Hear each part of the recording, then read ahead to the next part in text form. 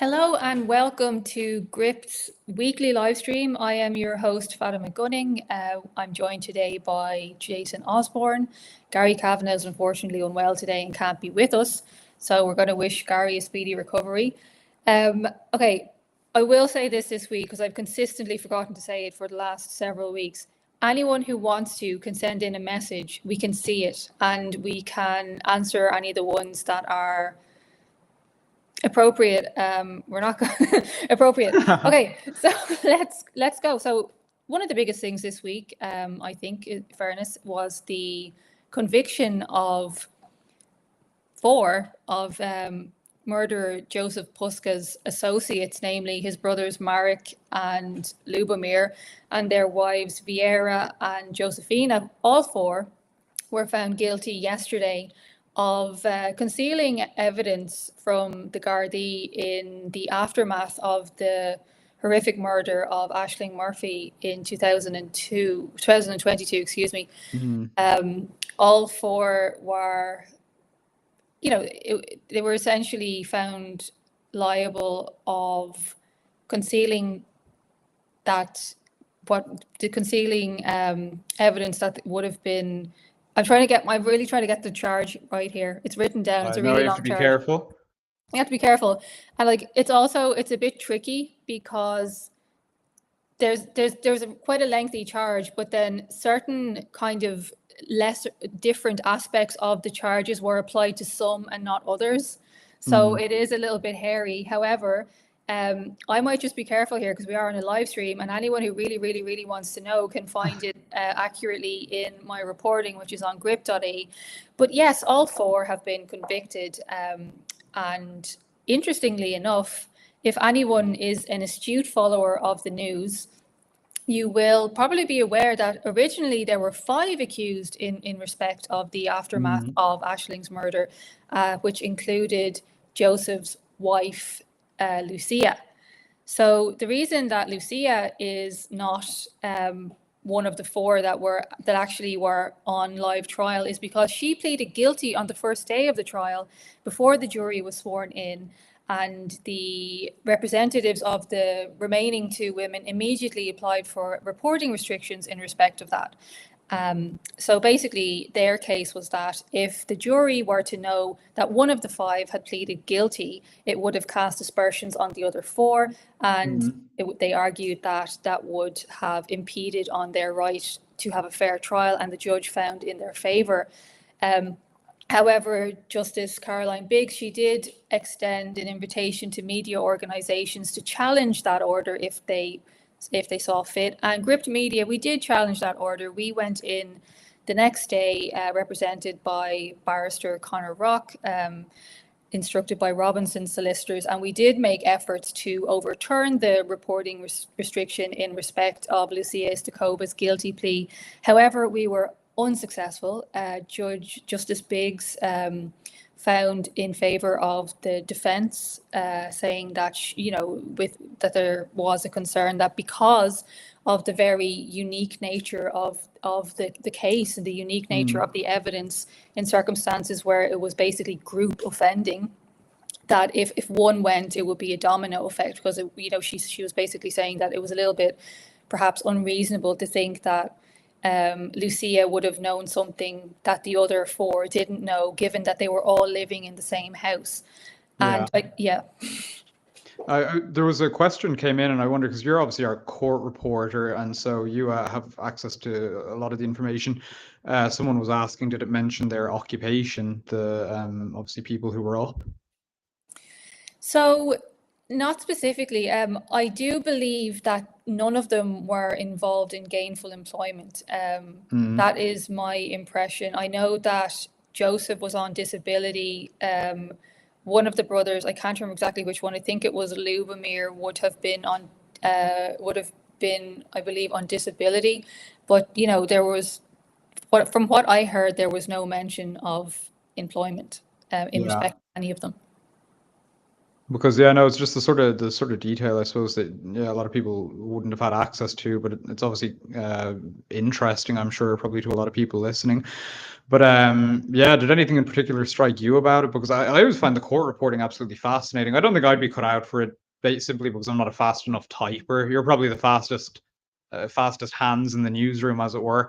Did anything in particular strike you about it that you can obviously speak safely about being on a live stream? Well, the first few couple of days, I think it's fair to say, of the trial were essentially going over again the evidence against Joseph Pusca, and Mm. the courtroom did see CCTV of him following two other women on his bike on the day he murdered Ashling.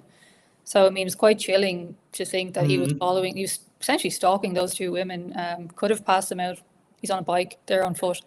So there was that. I think one of the things that kind of struck me is the kind of the weirdness of their lifestyle. I mean, I think it's a little bit weird to have 20 people living in one house.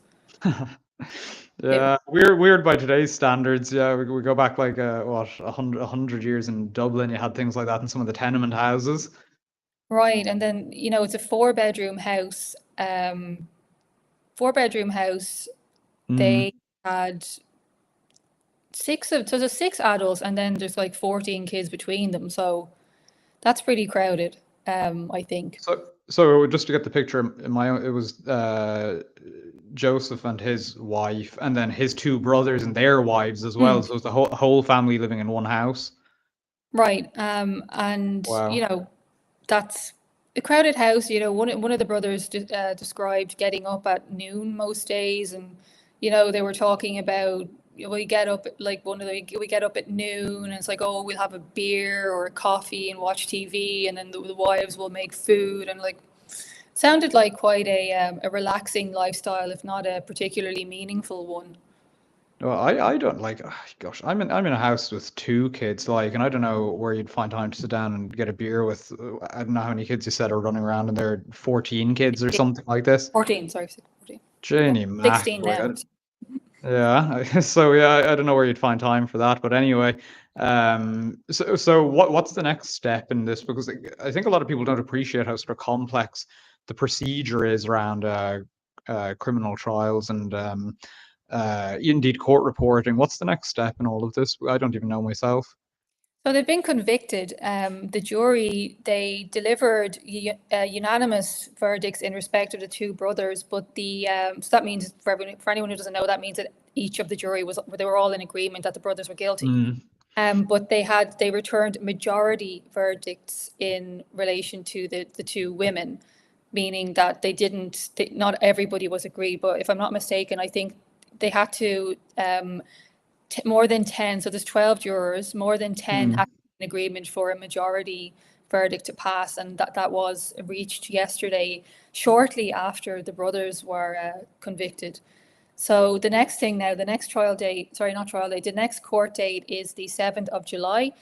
Justice Biggs ordered probation reports in respect of, I believe, all four of them. Maybe five actually, since Lucia Istakova, who pleaded guilty on the first day, she will also be brought before the courts on the 7th of July. So I might not have caught that, but I'm assuming that the court will require a Mm. probation report in respect of her as well. So after that, I suppose it goes to sentencing, which we can't discuss for legal reasons. It's not appropriate to Yeah. discuss that, and we won't. But that's basically where that stands. And what was it? Now, I might be misremembering this, but I don't think so. I think I had read yesterday that was it the case that the judge had said she would sort of be exempting them from the jury from jury duty in the future, and also recommending their employers give them a couple of days to decompress or something after taking place, because it's obviously fairly high stakes trials. I would say a lot of people in the country very interested in the outcome. Is this unusual, or I don't know? I don't think it's unusual because it was a long trial. It started the first day, I believe. The jury were empaneled. I think it was the 19th of May. So it's Oh, now okay, well. so the 19th of May to the 17th of June is basically a month. Hmm. So I think because of the length of the the evidence, they were kind of given, you know, a like, you know, fair play to you, you don't have to do this again kind of thing. And look, yeah, they were exempted for life, and Justice Biggs did say that they should be given 2 extra days off because, you know, your employer has to facilitate you to participate in jury service. It's like a civic duty. And she just said that because everything was so intense for them, that she would write a letter to their employers asking for them to be given 2 extra days just to decompress, which I think is nice and fair. Is that sort of, is it your understanding that's purely because of the length, or is it because of sort of the details involved in the case, or it's probably both. I mean, look, criminal trials are, you know, the level of detail that's gone into is quite crazy, you know, and a lot of it is, you know, it could be basically like massive transcripts of Garda interviews that are gone through in excruciating detail. And like if like, for example, even if there's a tiny word missing, like was or were, if somebody like reading it says was instead of were, they have to go back and be like, excuse me, was, you know, it's intricate, but like that's the, you know, the standard of evidence in criminal trials. Because we'll remember from the Conor McGregor rape trial, case trial, that it was brought in the civil courts because the burden of proof in the civil courts is more reasonable than not, which is less stringent than the criminal courts, which is like beyond reasonable doubt. So that's obviously a higher standard of evidence that's required there. So it can be extremely just long drawn out. But look, when you're dealing with cases where people can potentially be deprived of their liberty for a significant amount of time and significant harm has been done to somebody in this case, it's you understand why it has to be that way. Yeah, I suppose I'd never really considered there probably is a fair sense of responsibility taking part in something like that, regardless of the case in particular that you're dealing with. You know, it's fascinating stuff, and do you imagine you'll be in the courts on July 7th to follow up on it? Yeah, no, definitely. I think it's a case that has a lot of national interest around it. Like, look, the murder of Aisling Murphy is one of the most high-profile murders in Irish history, I would argue. I would say I always remember the sort of footage in the days after it when I can't remember whether Joseph was being brought into the Garda station and there were crowds of people standing outside, like obviously infuriated. That was obviously, you know, long before the trial, but regardless, it was just the sort of crime that did get national attention, and understandably so, because it was so heinous. So it's the sort of thing that I'm sure a lot of people will be following to its resolution. But yeah, really, really interesting. It is, and look, we'll be keeping you updated on what happens there. Some people are asking, will the Pusca family be deported? I don't know, is the short answer to that. However, as per Aintu leader Padre Tobin, they can be, I believe. Even if you're an EU citizen, you can be deported if the state finds that you are not able, or you're just not looking at supporting yourself. You're not simply allowed to move to another European country to be a burden on the state. And yes, so I think technically yes. Will they be? I have no idea. Oh, we might leave that one for the moment and move on to something which is unfortunately not in any way a happier topic. Yeah, gosh. Which is the developments in the UK, where the MPs have voted to decriminalise abortion up until birth. Yeah, absolutely wild development. I mean, you and I would be, I think it's fair to say, not to put words in your mouth, but I think it's fair to assume pro-life as well. And yeah, so as you say, there was a bill going through the UK Parliament in relation to criminal matters, and there were amendments proposed to that bill, 2 amendments proposed to that bill by 2 different Labour MPs. Gosh, forget her name now. One of them, let me actually just double check because I wouldn't want to get it wrong.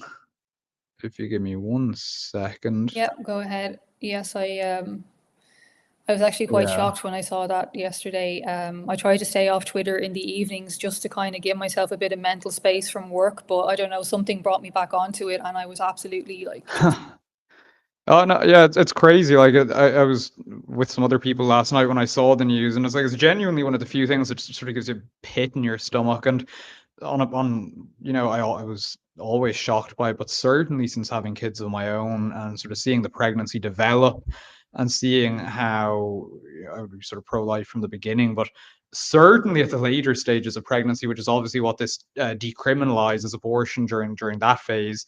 The sort of humanity of the child is undeniable. So anyway, there were two amendments proposed for it was the crime and policing bill, and there were two amendments proposed. The first one was tabled by Labour MP Tonia Antoniazzi. I'm possibly pronouncing that wrong, but that was sort of the more, say this, moderate of the two, which would decriminalize abortion at any stage for a woman acting in relation to her own pregnancy, and it would sort of left the broader abortion legislation access framework untouched. That was the one that was adopted. That was the more popular of the two. It had support from Britain's biggest abortion providers, such as which organisations were they? The British Pregnancy Advisory Service, PPAP, and isn't it what they call themselves? exactly, and Marie Stopes Mm. International Reproductive Choice, or MSI Reproductive Choices. Then you had a second bill amendment, I should say. This one was turned down. I say thankfully, small mercies given what was passed. But that one was more extreme because that one would have sort of sought to enshrine access to abortion as a human right. Was sort of more broadly decriminalizing abortion, because whereas the one that was adopted is purely in relation to the woman who, say, either carries out the abortion herself or procures it by any other means. The other amendment would have sort of decriminalized it for everyone involved, so the doctors and whatnot. But there's just so much doublethink taking place here. It's like, with the amendment that was accepted, it's like, okay, it decriminalizes it for the woman, but as I understand it, it wouldn't be decriminalized, say, for the doctor taking part in it.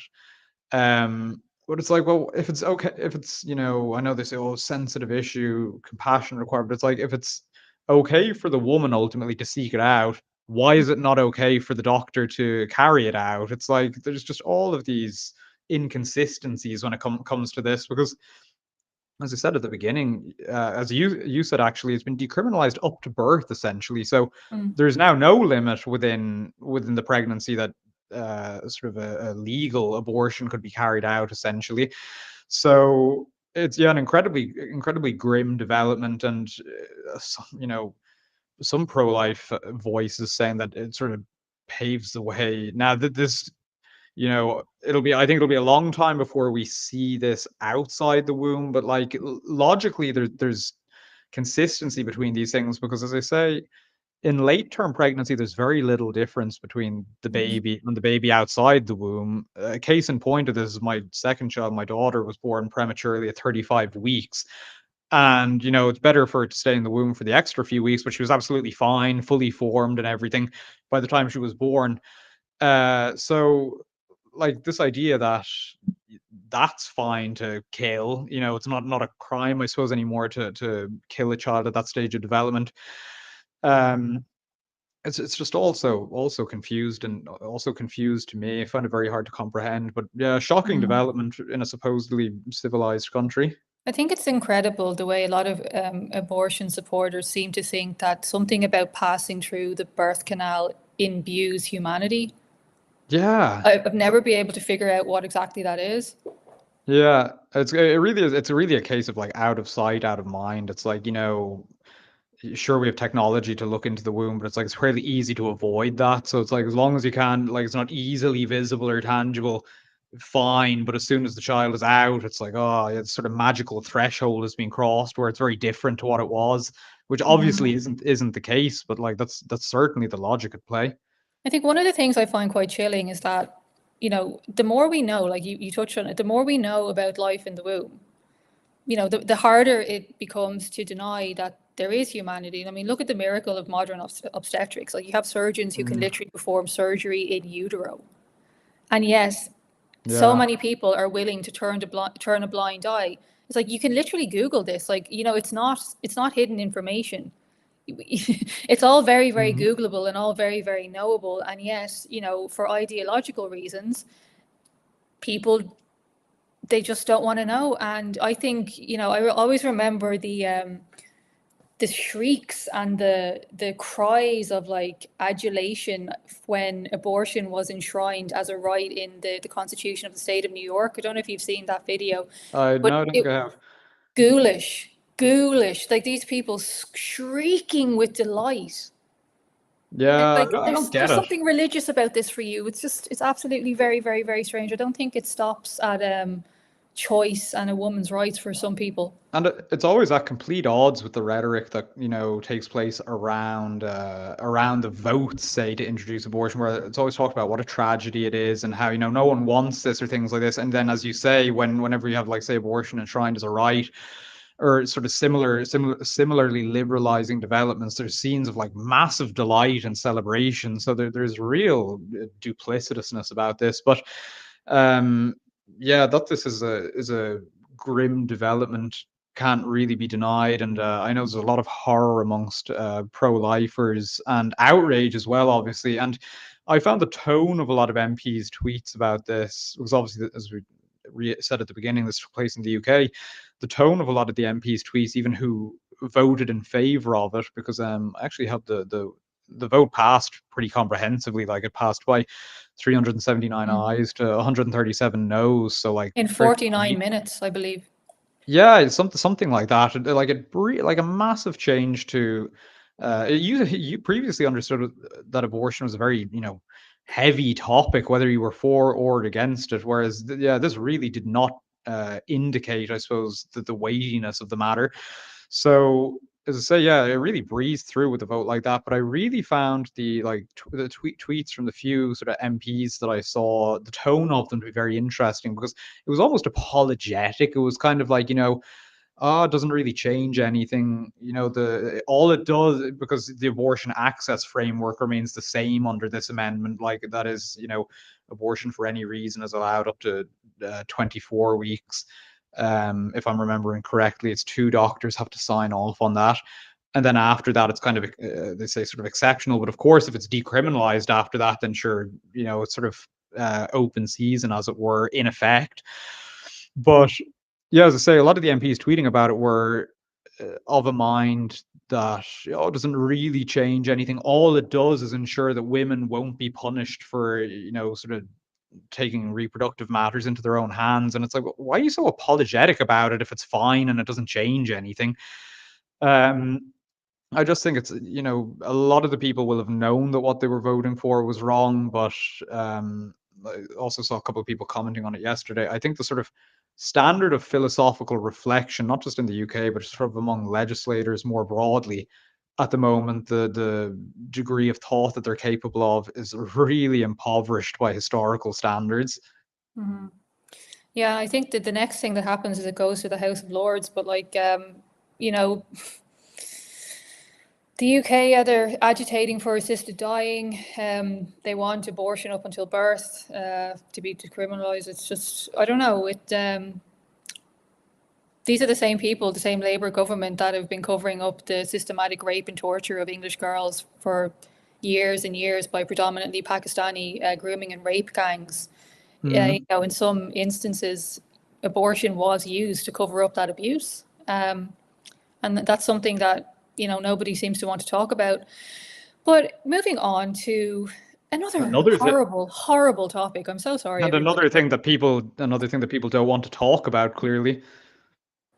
is the massacre of Christians in Nigeria. Mm. Yeah, Yeah. which were absolutely.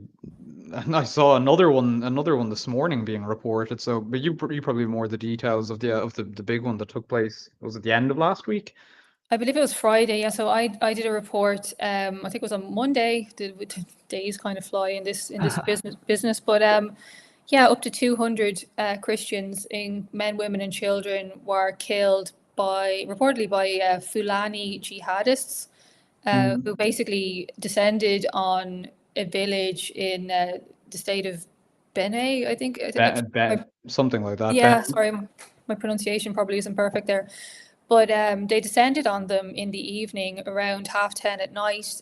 There was, I believe that these were IDPs, which is internally displaced persons. So they're already fleeing from something else.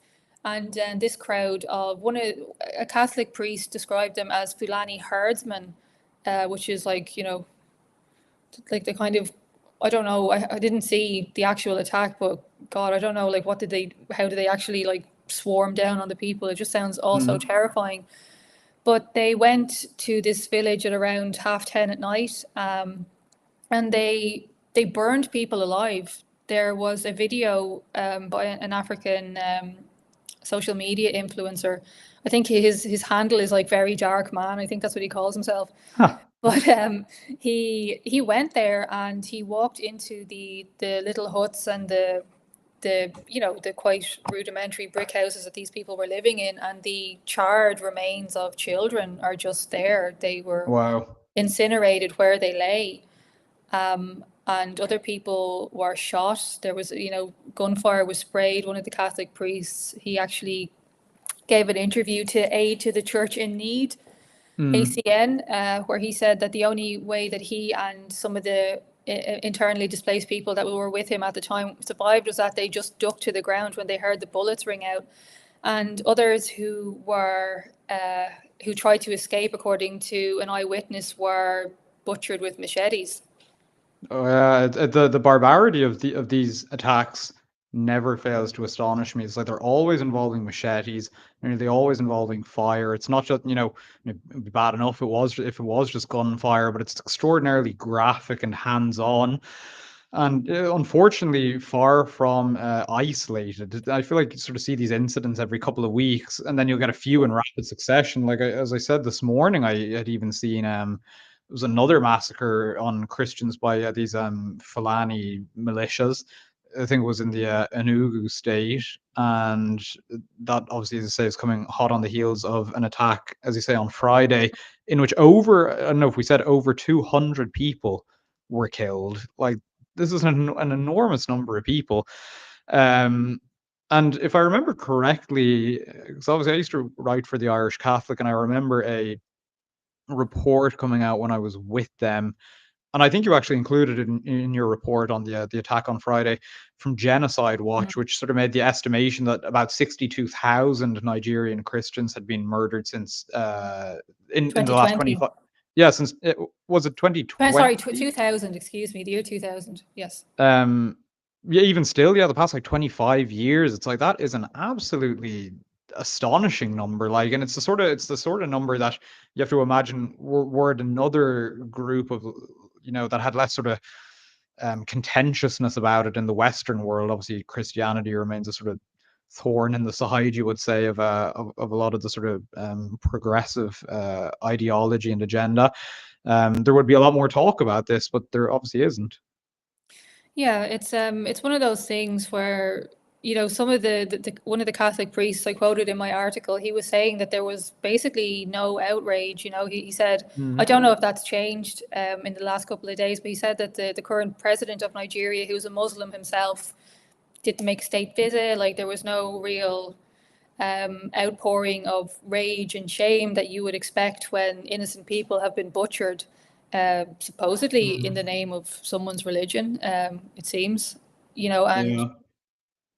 I don't think it could be said enough that Christians are the most, like there are reports, I know that like Aid to the Church in Need compiles a report on the persecution of Christians worldwide, and Christianity does very much seem to be the most persecuted religion on earth. I mean, look at what happened with it was recently the 10-year anniversary of the men who they had their throats cut basically by ISIS in Libya on the beach. Libya. Yeah, and they were migrant workers, Christians in Libya, and one of the things that it was a heartbreaking story that among them they were all Libyan Christians or Christians from that area, sorry, who happened to be in Libya. And there was a guy from Ghana among them. I think he's Christopher. And Matthew, Christopher, I think his name was sorry, Matthew. if I Matthew, recall. excuse me, yes, Matthew, you're right. And Matthew wasn't, I don't think, a Christian, but when ISIS were like, you know, you can go, you're not one of them, he said, no, like, their God is my God. And he was martyred with the Christian men. Oh, yeah, that was a really astonishing case, if I remember, because there was there was that sort of couple of years where ISIS were releasing these highly choreographed videos and things, and this was one of them where they had all these, was it 21 guys in orange jumpsuits, and they marched, and they had obviously all of the ISIS lads were in their usual black garb, and they marched them along the beach, and then they killed them obviously, but yeah, I don't think people understand that. Yeah, this is because I think a lot of the time the word martyrdom sort of calls to mind these, you know, images from the early church, say from the years, 100, 200, 300 AD, 400 even. Whereas I understand that statistically we're living in sort of the times of the greatest sort of slaughtering of Christians out of sort of hatred of their faith, or targeting them as a group, say. So it's and again, this is I think one thing that really strikes people about this is that it's completely uncovered. Like whenever these, unless it's like a really, really generally explosive event. Like I remember there was it 2 or 3 years ago, and I think it was it was in Nigeria also on Pentecost. There was a bomb attack in a church that killed about 50 Christians or thereabouts. Similarly, a couple of years ago, you had another bomb attack in, I believe it was Indonesia, on again related to Easter. And it's like those will, catch the Western media's attention, but they're only sort of caught as nearly isolated incidents rather than as part of a trend, an ongoing trend, and it's a trend that's ongoing all the time. Right. And even if you look at Pakistan, where my dad was from, every year, I think it's estimated that about 1,000 girls from, I think it's mostly Christian girls, but Hindu girls are also not immune. They are kidnapped by usually much older Muslim men. They are forcibly married and converted to Islam. And, even if the child is brought before the courts, because, Pakistan is an Islamic republic, operates under Sharia law, I believe. If the child says, "Oh, I converted," then the judge says to the parents who've just had their kids stolen from them and raped, "Sorry, she's Muslim now. Deal with it." And these are things that the Western media, these like bleeding heart people who love to talk about Gaza, as they should. They have a right to talk about Gaza if they want, if they're disturbed by what's going on there. But like, they don't talk about those things, Like, I don't really think that many people care about Christian girls in Pakistan. It's Oh, I just think, like you would say, sort of the dominant ideology of the day is sort of progressive liberalism, and according to that worldview, Christianity has very much been the religion or the ideology of the oppressor throughout the past, couple centuries. So therefore, ridiculous as it is, like say Christians in Nigeria or Pakistan or wherever they may find themselves can't possibly be the victim, because they belong to a sort of system in which they're somehow empowered, which is obviously farcical. But I think that would probably be the unconscious thinking, even if it weren't verbalized that way. That's true. Look, we have run slightly over time. I think we're kind of bang on the mark. So we might leave it here. I do apologize. Look, I'm sorry that the topics this week were so grim, but look, They were. Thanks everybody for joining us. Thank you to those of you who wrote in questions. I think somebody said, "Well said, Sinead," aimed at me. My name is Fatima. So thank you all very much. And I might not be here next week. We don't know how the cookie will crumble. But thanks for joining. God bless everyone. See you soon. Bye bye.